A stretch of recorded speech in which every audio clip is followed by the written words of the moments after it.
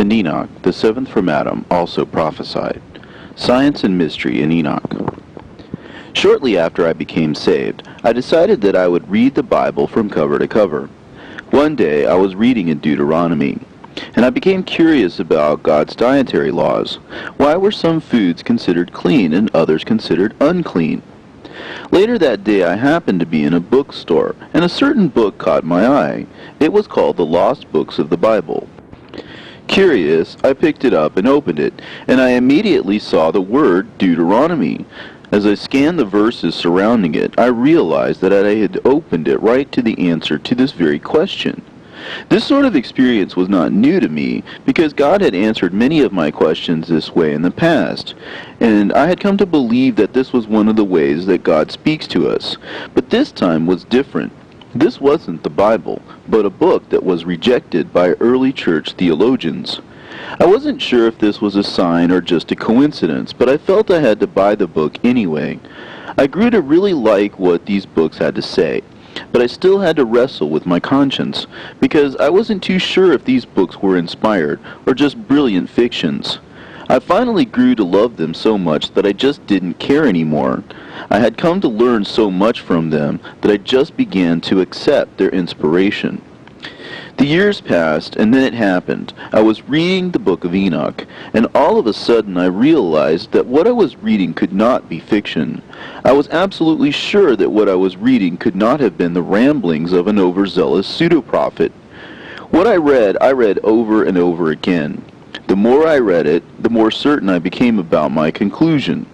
What I was reading was a perfect description of a black hole.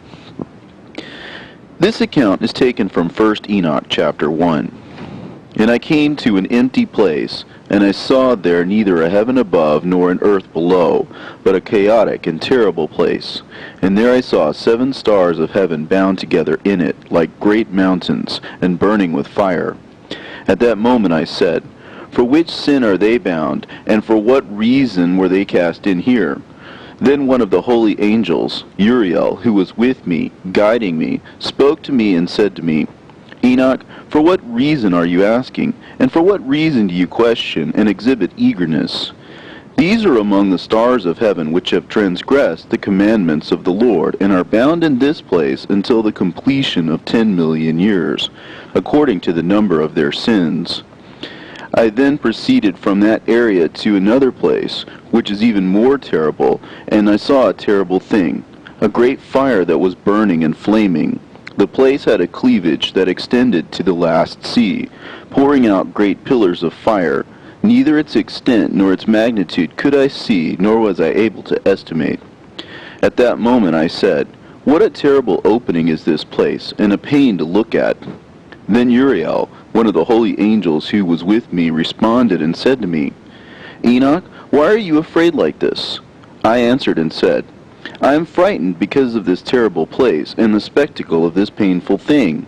And he said unto me, This place is the prison house of the angels. They are detained here forever. A black hole is the final stage of a star's life if the star had a mass of at least 3 of our suns.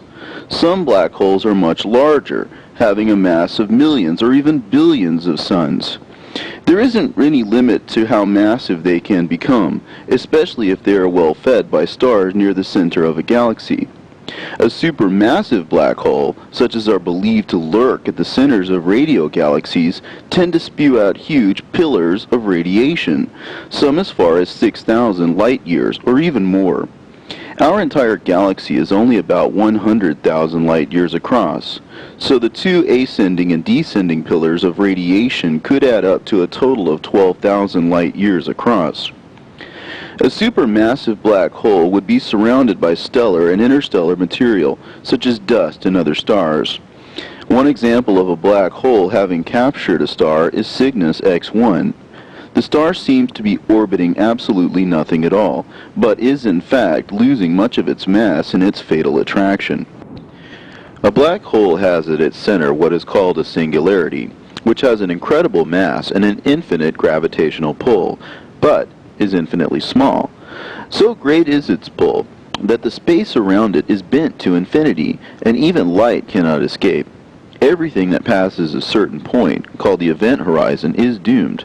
It is the threshold beyond which there is absolutely no possibility that anything could escape.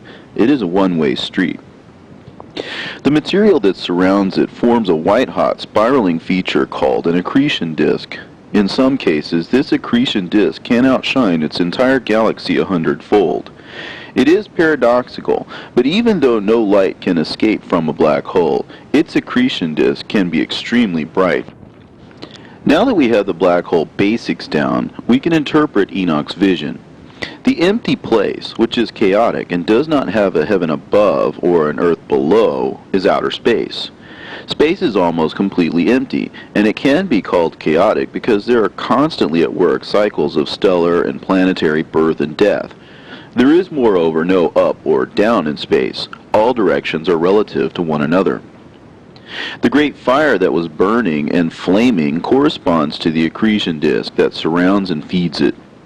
The cleavage is the bending of the space-time to infinity. If one imagines space-time as a rubber sheet, this bending of time and space would resemble the kind of funnel that would be the result of a long stick pushing down the center of it. The bending is so extreme and the forces so vast that science doesn't even have the physics to describe it. All laws of physics and quantum mechanics break down, and as yet unknown laws of quantum gravity take over. Time and space literally go out of existence in the singularity. It is an ending point, an infinitesimal boundary to the universe. The last C is the singularity. Under the new physics of quantum gravity, this singularity is somehow a seething mass of something called quantum foam. It is chaotic and not well understood as of yet, but one can see that it would correspond nicely with the word sea, since the sea is both fluid and somewhat chaotic. The great pillars of fire would correspond to the immense radiation jets that spew out from it in both directions, perpendicular to the accretion disk. The fact that Enoch goes on to state that he could neither estimate its extent nor its magnitude lets us know that the forces at work in it are infinite and impossible to describe or even conceive of. Another account of this black hole is given in chapter 18, verses 10 through 16. A place beyond the great earth where the heavens come together. And I saw a deep pit with heavenly fire on its pillars, and I saw inside them descending pillars of fire that were immeasurable in respect to both altitude and depth. And on top of that pit I saw a place without the heavenly firmament above it, or earthly foundation under it, or water.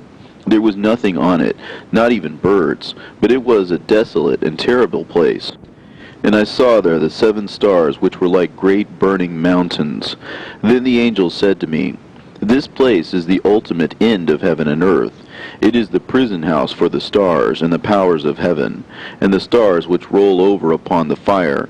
They are the ones which have transgressed the commandments of God from the beginning of their rising, because they did not arrive punctually. And he was wroth with them, and bound them until the time of the completion of their sin in the year of mystery." The fact that this place is beyond the great earth firmly establishes its location in outer space. When it says that it is the place where the heavens come together, this indicates that it is a boundary to the fabric of space and time. The deep pit is the infinite bending of time and space that occurs beyond the event horizon. Again, the pillars are the radiation jets that pour out of it.